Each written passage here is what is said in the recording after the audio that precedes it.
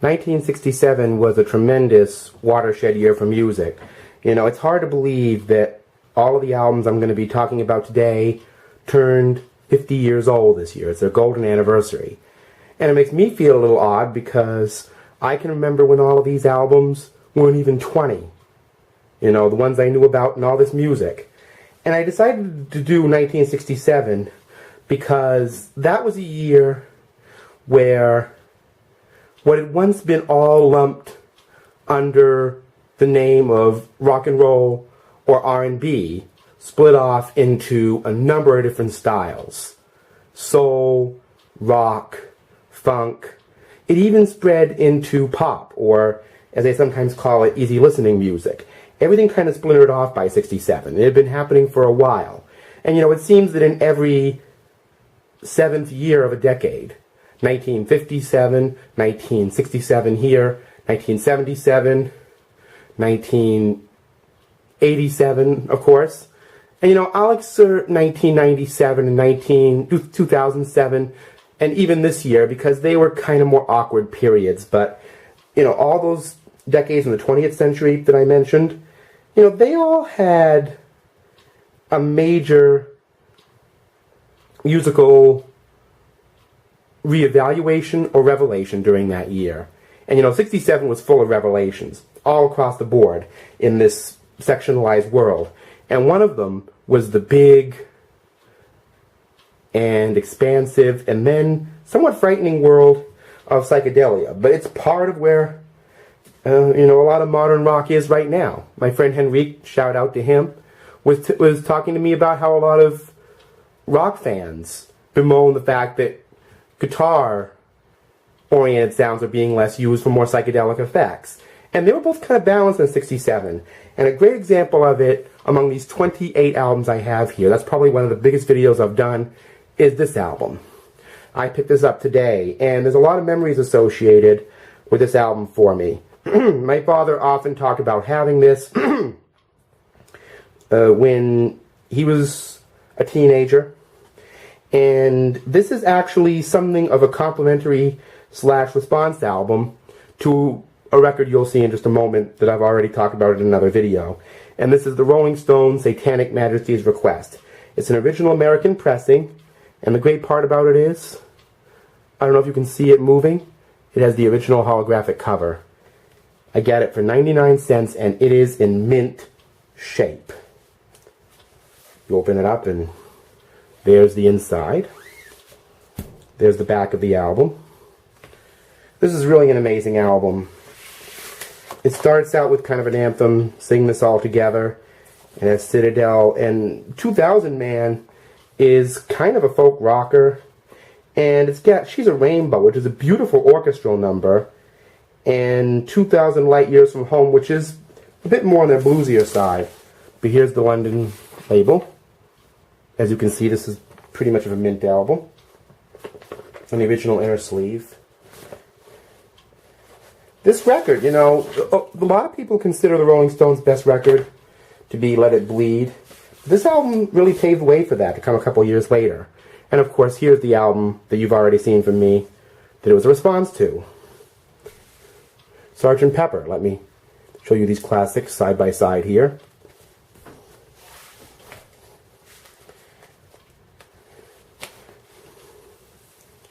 There's Ringo, John, Paul, and George there.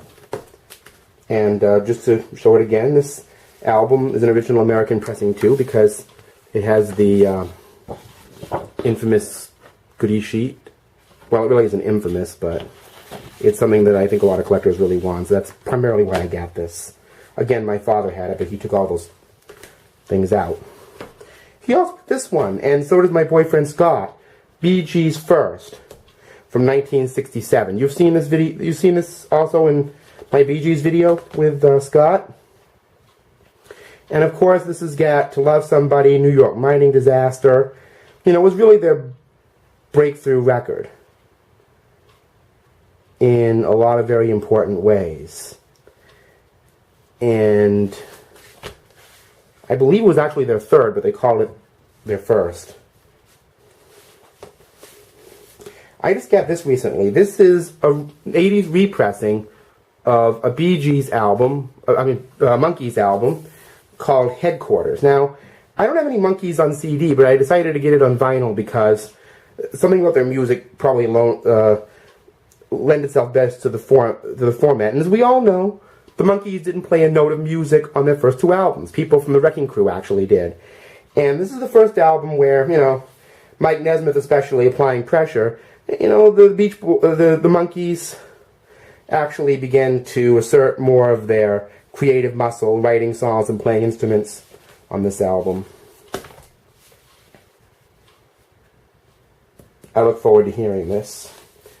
Now, I debated whether to put this album in here because it is a greatest hits. Well, golden hits it's called. And it's not complete. There's a lot of missing hits from later.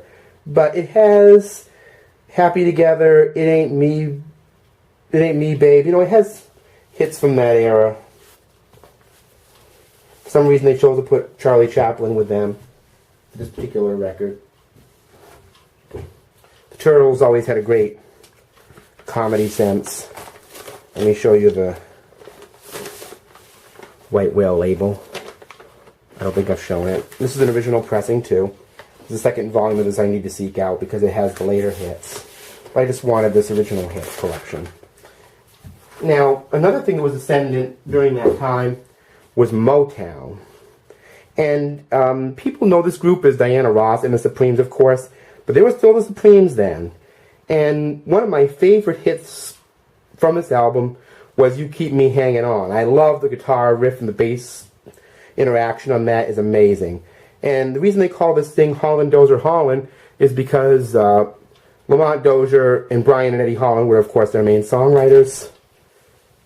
It also has Love Is Here and Now You're Gone, which I actually heard first by the Jackson 5. And, you know, I find it interesting they actually emphasize the songwriters here. And, you know, Motown wasn't often much on giving credit to people, but they actually kind of started to do this here. So even Motown was kind of changing in '67. Here's a face that we sadly lost this year, Leonard Cohen, the Canadian musical poet. This is actually his second album and something of his most famous. It's on the Columbia label at the time.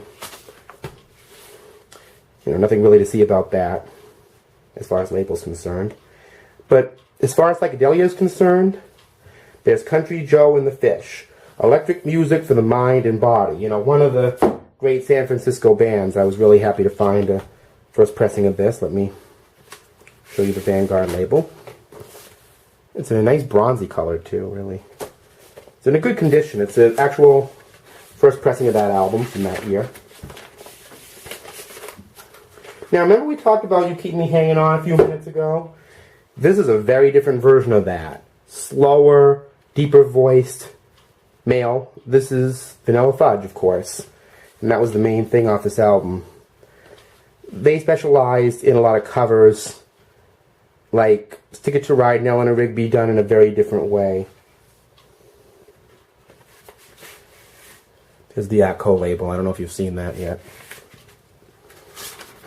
Yeah, it's one of those albums with the timesheets, you know, where we're trying to hype other albums. But I'm really glad I found this, too. Great cover. Now, you've seen this in another video that I've done, but it was worthy of inclusion here. The Marvelettes, self-titled 1967 album. This was them breaking away a little bit from the girl group sound that had sort of defined them earlier on. Another Monkees, Pisces, Aquarius, Capricorn, and Jones. My a good family friend named Joe Migliori, I believe, got a CD copy of this from my dad. And this is the album that, of course, has Pleasant Valley Sunday on it. Another Monkees release where they were sort of, you know, trying to break free from their image of the time. Here's the Call Gems label on it. A subsidiary of Screen Gems, you can see down there in the corner. R.I.P. Davy Jones, we lost him a couple years ago. James Brown plays The Real Thing. Now, I think I've showed this in a video before, and the funny thing is, this is a Goodwill find. You know, that really got me going. And usually James Brown albums, if you find them in a place like the Goodwill, they're in horrible shape. But the deal was James Brown had a double recording contract. Some artists do. And he recorded vocal material on King and instrumental organ music on the Smash label. And this is one of his Smash albums. I notice he does the Cannonball Adderley song written by Joe Zawinul, Mercy, Mercy, Mercy on here, which would be a great song for him to do. James Brown had that jazz with a raw rhythm attitude going for him. There's the Smash Records label. Speaking of jazz, we got Ramsey Lewis, Dancing in the Street. Notice it's not credited to the Ramsey Lewis Trio. And look who's on board with him. We just lost him last year, Maurice White, founder of Earth, Wind & Fire. R.I.P. Reese and Cleveland. This was the later edition of the Ramsey Lewis Trio. There's Ramsey, Cleveland, and Maurice again. What a trio that was. And here we have Petula Clark. These are my songs. And this includes Don't Sleep in the Subway, another Goodwill find. A little taped up, but in pretty good shape, considering. Donovan, one of my favorite psychedelic folk rockers of the 60s, Mello Yello. I think you've already seen that. He had enough material for 2 albums in 1967, actually 3. And this is a double album. I've shown you all the goodies in here. There's poetry and all sorts of other stuff. But look to my video on the Summer of Love to see more from this, because there's a lot more to see. I mentioned this in the Summer of Love, but I had to include it as part of 67. You know, great album with a fantastic jazzy flavor to it too that I really enjoy. Great double album from that year. The Cowsills. This actually came from the fact that my mom was watching a video about their background, and they were, of course, what the Partridge Family were based on. A mother with a group of children who could be musical and sing and play. And the thing about the Cowsills is they were kind of, you know, this teen pop group coming out at that time, but they had these psychedelic influences to their sweet songs. And this is, I believe, their first album.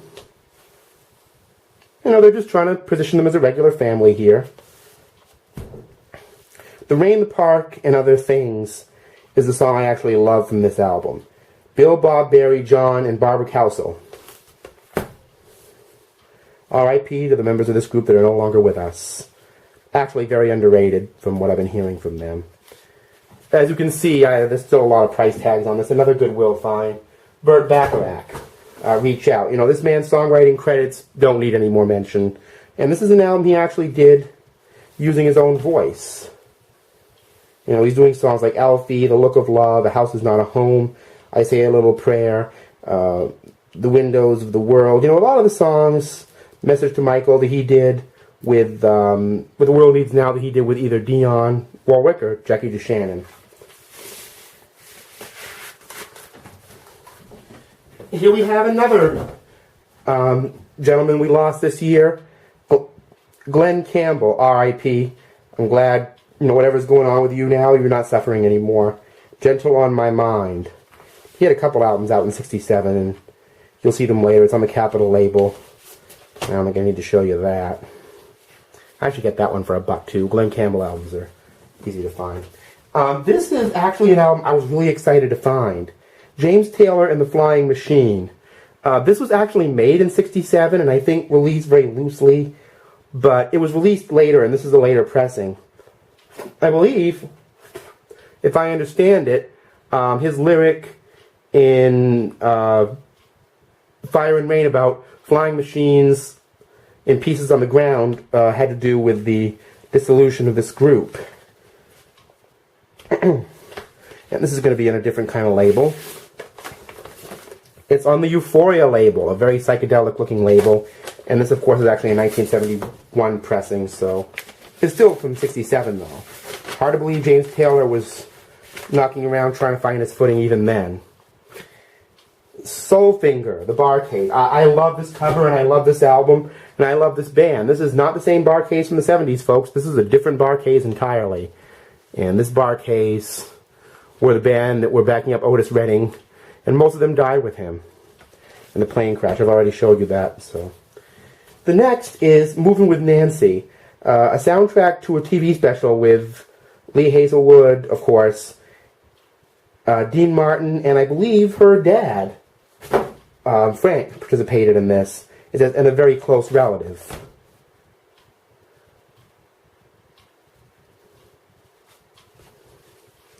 This is on the Reprise label. I think you've seen that before. Sergio Mendes and the Brazil 66, Equinox. I think I've showed this album before on A&M. I know I showed you this, Arthur Connolly's second album on Adco. And here's the other, Glen Campbell, By the Time I Get to Phoenix, which was really a breakthrough hit for him at that time. The Young Rascals, Groovin', also has a song, How Can I Be Sure, on here. So they do a soul song, and they do a psychedelic pop song, or kind of a mod song on it. So there's a lot going on. Great album, by the way. The Young Rascals are an amazing group, even across an album and not just the greatest hits. Don't think they didn't make good albums. That's on the Atlantic label. I've showed you that before. Eric Burdon and the Animals, Winds of Change. When I was younger, there's a picture of the Animals right there. I used to hear a song from this album called San Franciscan Nights, Warm San Franciscan Nights, a lot on the radio. And this was the beginning of, yes, in fact, a definite change for Eric Burdon and the Animals as he started to transition into broader musical styles that would come to fruition with the band War, now known as the Lowrider Band, in the beginning of the 1970s. So, there's my monumental collection of music from a monumental year, 1967. It was the year of a lot of change. It was the year of the Summer of Love. It was the year of Sgt. Pepper. It was the year that Sly and the Family Stone came out. I have all that on CD. James Brown's Cold Sweat. My dad has that on vinyl. Great memories of him buying that album at Viner's in Bangor and Maine. You know, just really, 67 is a year that really started a great musical journey for me, and I wanted to pay tribute to it with this vinyl video. So I hope you all enjoyed seeing some of these classics you loved and things you never really thought about. And enjoy your music, and enjoy the holiday season to come, and the new year. Hopefully it'll bring some good new things with it.